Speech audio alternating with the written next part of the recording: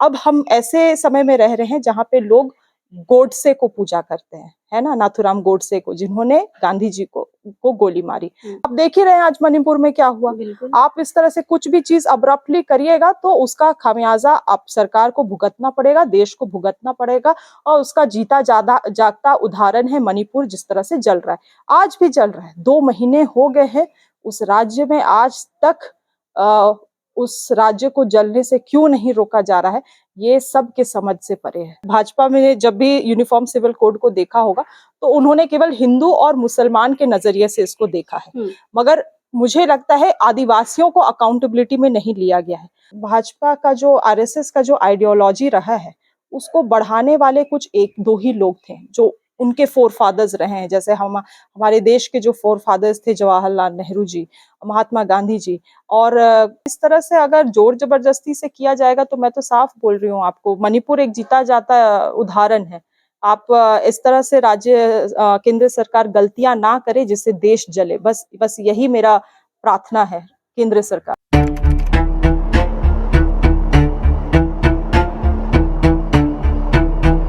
केंद्र सरकार यानी कि बीजेपी के घोषणा पत्र में 3 मुद्दे शुरू से प्रमुखता रहे हैं।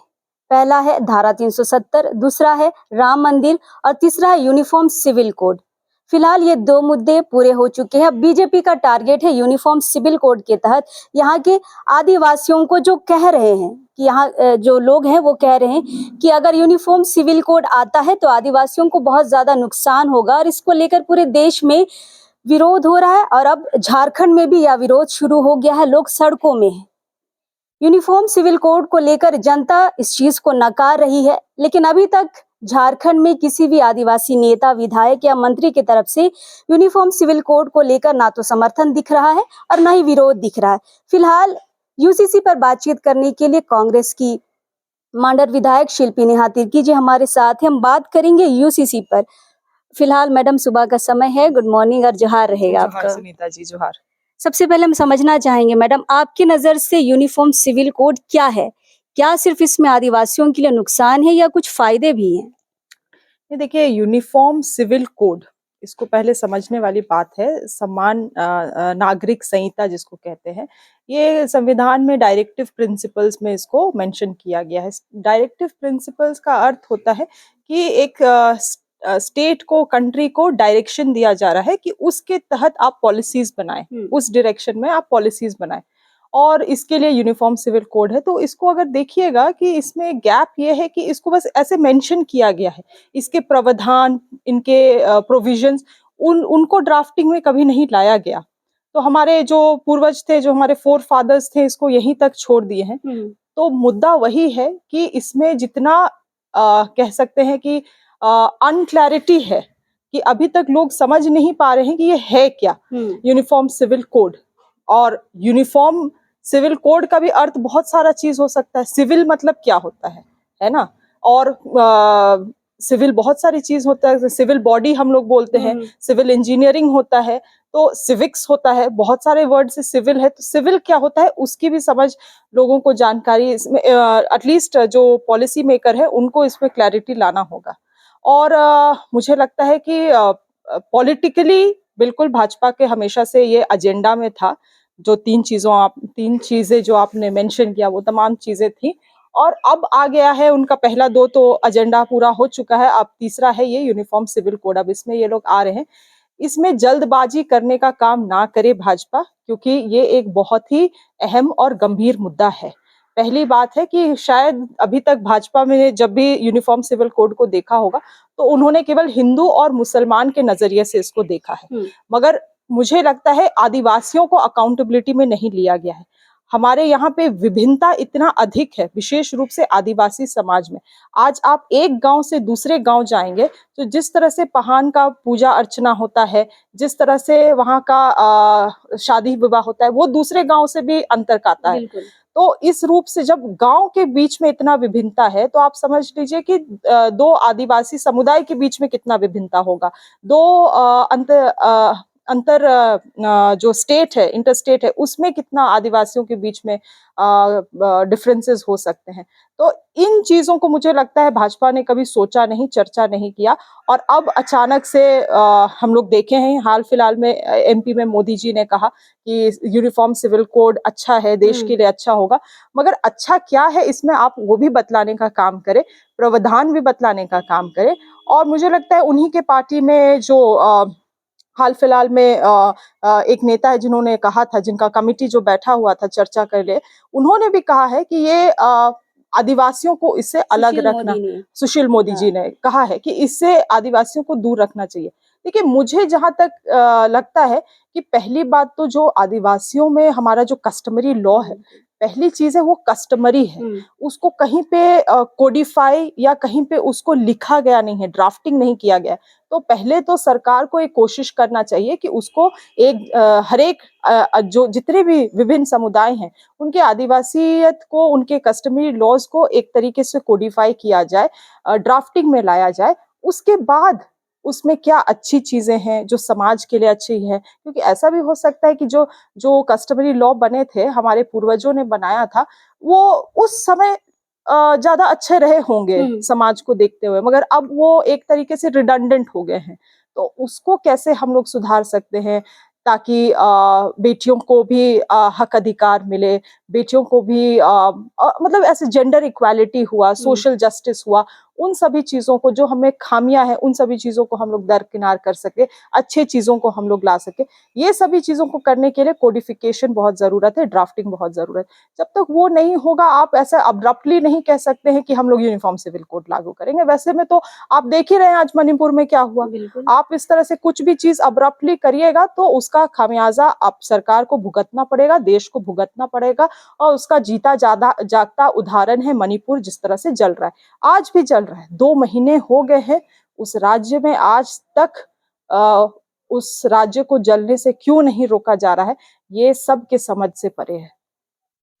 लेकिन मणिपुर पे अभी शायद बीजेपी की नजर नहीं गई है, हमें जहां तक लगता है, क्योंकि उस पे बातचीत ना करके यूसीसी पे हर मंचों पे बात करना, उसको क्या समझ रहे हैं? नहीं सुनीता जी, मुझे ऐसा लगता है कि नजर गई नहीं, वो बात नहीं है।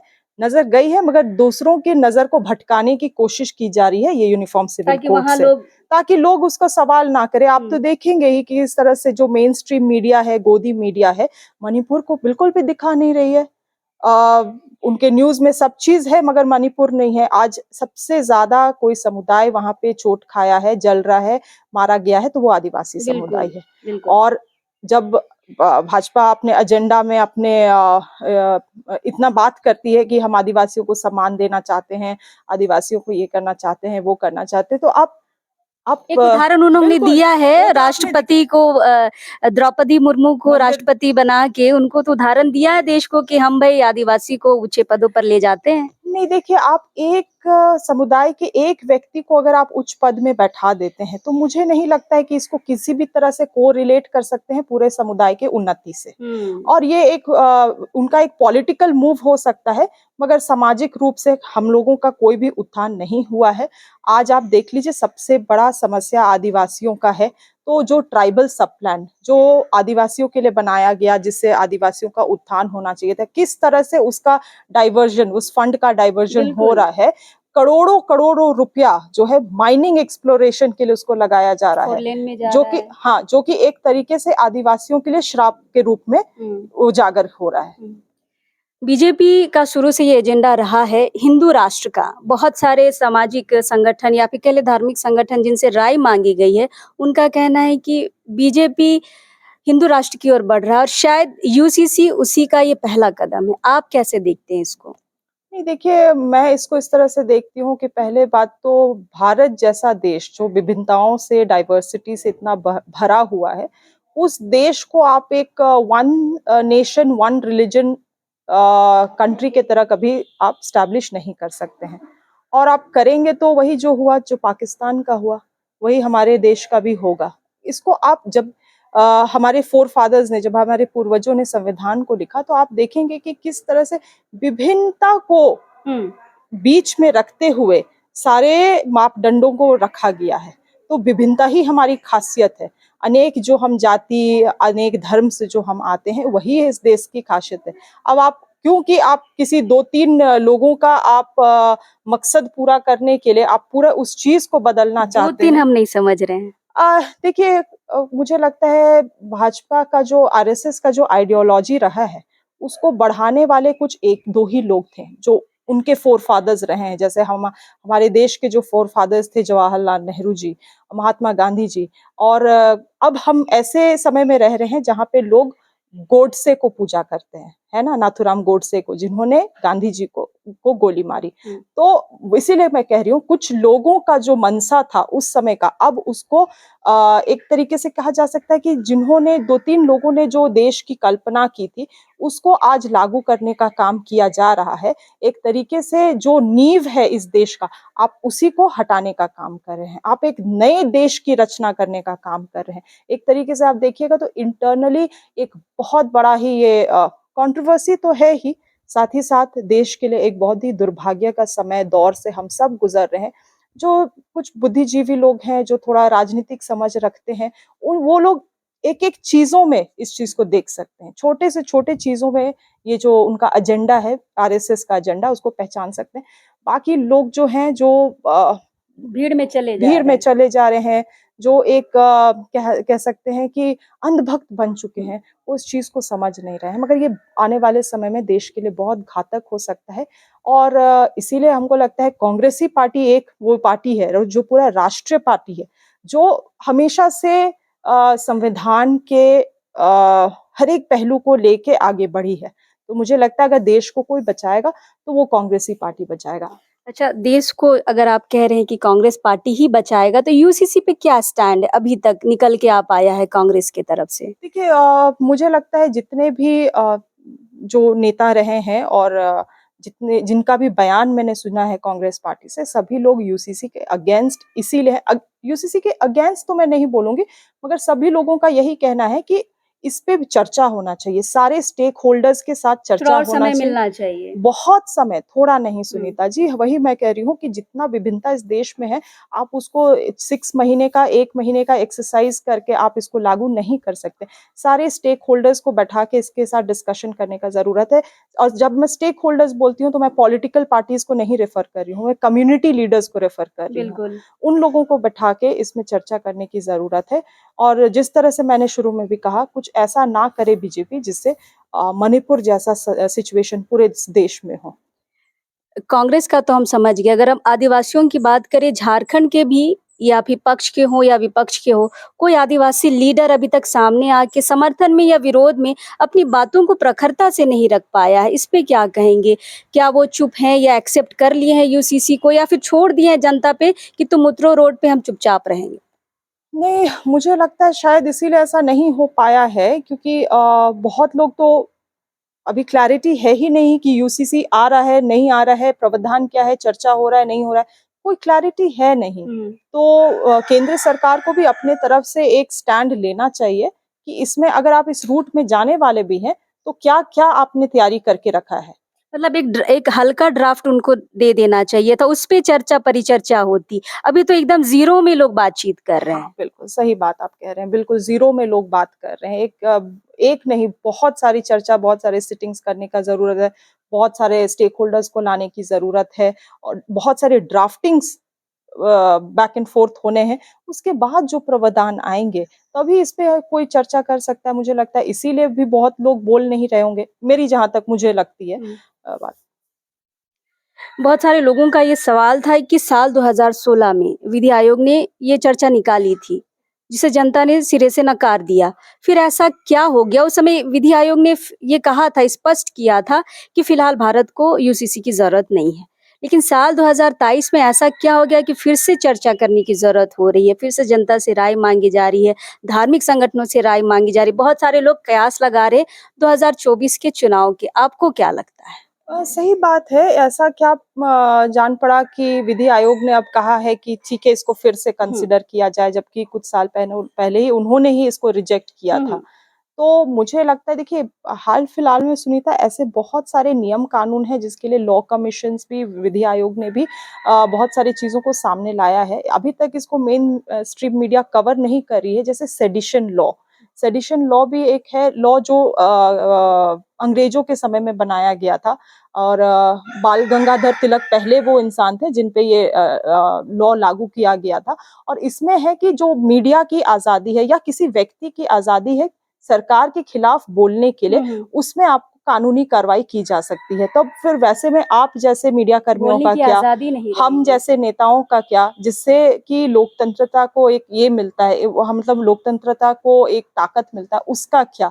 तो इस तरह के लॉज़ है जिसको हमेशा से एक तरीके से बैकफुट में रखा गया है, मगर अब लॉ कमीशन उसको रिकमेंड कर रहा है, चर्चा करने का बात कर रहा है, बोल रहा है कि इसमें आप रिपोर्ट दीजिए, हम इसको करना चाहते हैं। तो ये तमाम चीज़ें हैं, उस तरह से आपका यूसीसी एक चीज़ है।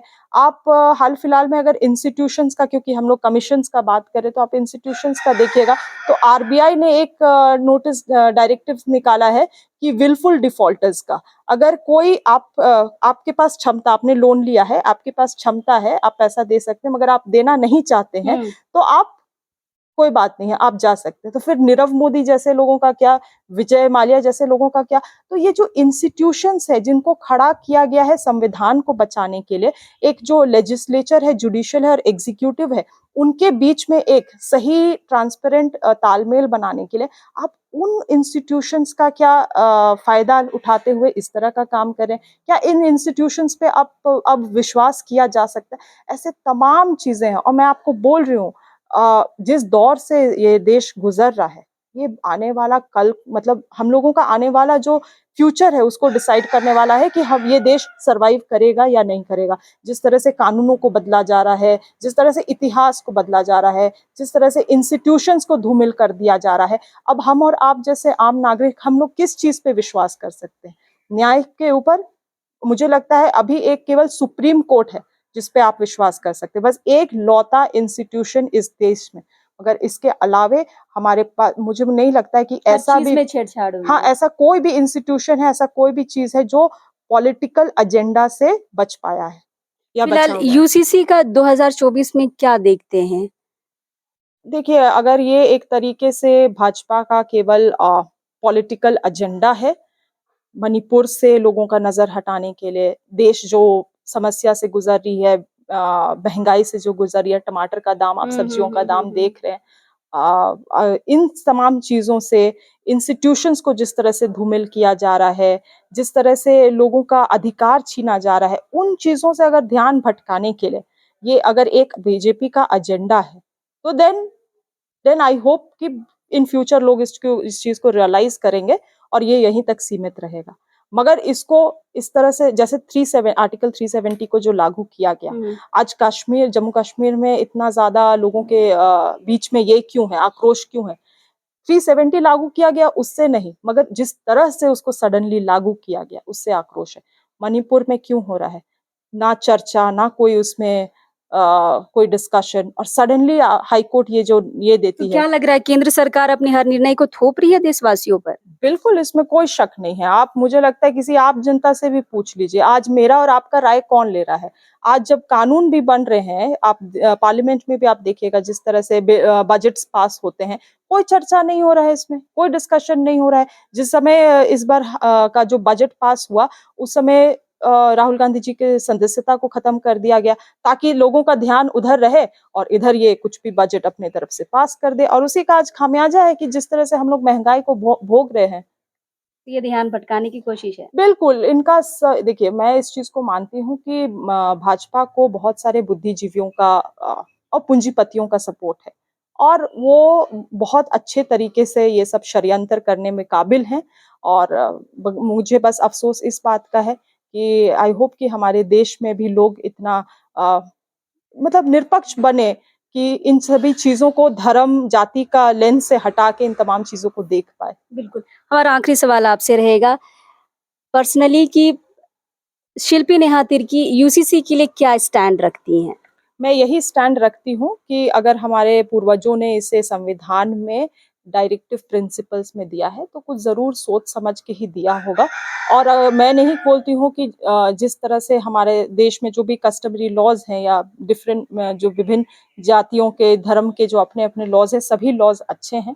तो अगर हम लोगों को यूनिफॉर्म सिविल कोड लाना है तो इसमें बहुत सारे स्टेक होल्डर्स को बैठा के, और मुझे लगता है हो सकता है ये 4-5 साल का एक एक्सरसाइज रहे कि आप सभी लोगों को बुला के इसमें ड्राफ्टिंग हो। पर फिलहाल तो अभी 1 महीने का ही समय दिया गया है कि आप अपनी राय दें। मुझे तो लग रहा है कि लोग समझ ही नहीं पाए हैं, राय क्या देंगे? बिल्कुल, बिल्कुल, आप सही बोल रहे हैं। नहीं, इस तरह से अगर ज़ोर ज़बरदस्ती से किया जाएगा तो मैं तो साफ बोल रही हूँ आपको, मणिपुर एक जीता जाता उदाहरण है। आप इस तरह से केंद्र सरकार गलतियाँ ना करे जिससे देश जले। बस यही मेरा प्रार्थना है केंद्र सरकार से। बिल्कुल, देशहित का काम हो। बिल्कुल, बिल्कुल। तो फिलहाल विधायक जी ने ये बिल्कुल स्पष्ट कर दिया है कि ये उनके स्टैंड में नहीं है, मतलब इनका विरोध रहेगा, लेकिन साथ ही साथ बीजेपी को सलाह भी है कि वो ऐसा काम ना करे कि उसके साथ ऐसे मुद्दों के साथ पूरा देश जले। फिलहाल नेहा हमेशा से सदन हो या सदन के बाहर हो, हमेशा आदिवासियों की बात को प्रखरता के साथ बोलती रही हैं और आज भी बहुत ही अच्छी तरीके से इन्होंने यूसीसी पर अपनी बात रखी है। हम कोशिश करेंगे कि जितने भी पक्ष के हों या विपक्ष के आदिवासी नेता, मंत्री या विधायक हो, उनसे यूसीसी पर राय लेकर आपके सामने हम उनकी बातों को रखें ताकि आप भी उनसे कुछ ना कुछ सीखने की कोशिश करें कि क्या अच्छा रहेगा, क्या बुरा रहेगा, समर्थन के क्या फायदे होंगे या विरोध के क्या फायदे होंगे। फिलहाल अभी हम हैं इस वक्त, बाकी खबरों के लिए हमारे साथ बने रहे, लेकिन अभी इस वक्त के लिए जोहार रहेगा। धन्यवाद मैडम। धन्यवाद।